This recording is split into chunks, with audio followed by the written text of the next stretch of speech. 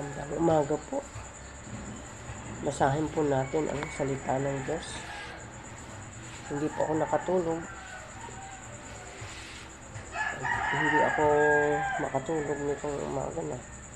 Kasi, ano ko ba, ba't hindi na ako makatulog? Kasi ang dami pong mga nangangagat siguro ng mga insekto gawa ng pagkaulan. Pero salamat sa Diyos, umulang kagabi.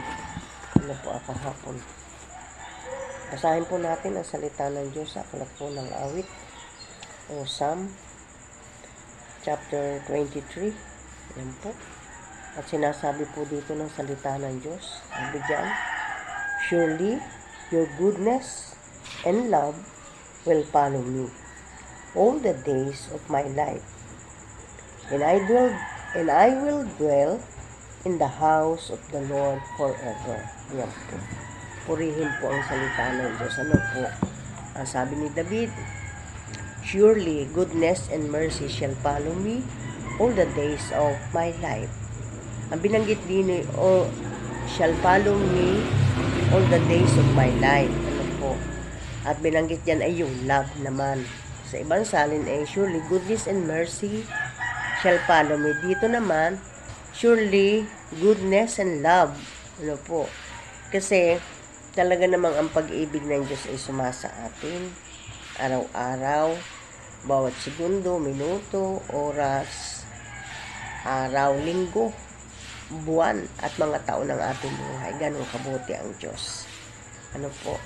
At kapag binasa mo itong Psalm 123, na meron siyang 6 na verses lang, yung panghuli lang ang aking binanggit, yung surely goodness and mercy shall follow me all the days of my life. Pero dito, ang sinabi, shall follow me all the days of my life, sabi dun, surely goodness and love. Ano po? Yung kabutihan at pag-ibig ng Diyos ay sumaating lahat ngayong umaga. Purihin po ang Diyos sa kanyang salita at ang kininating ito ay totoo dahil ang salita ng Diyos ay eternal truth. Ano po?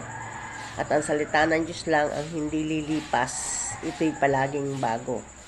New every morning. Sabi nga ng awit, they are new every morning. New every morning. Great is thy faithfulness, O Lord. Great is thy faithfulness. Pagpalain po tayo ng ating Panginoong Diyos.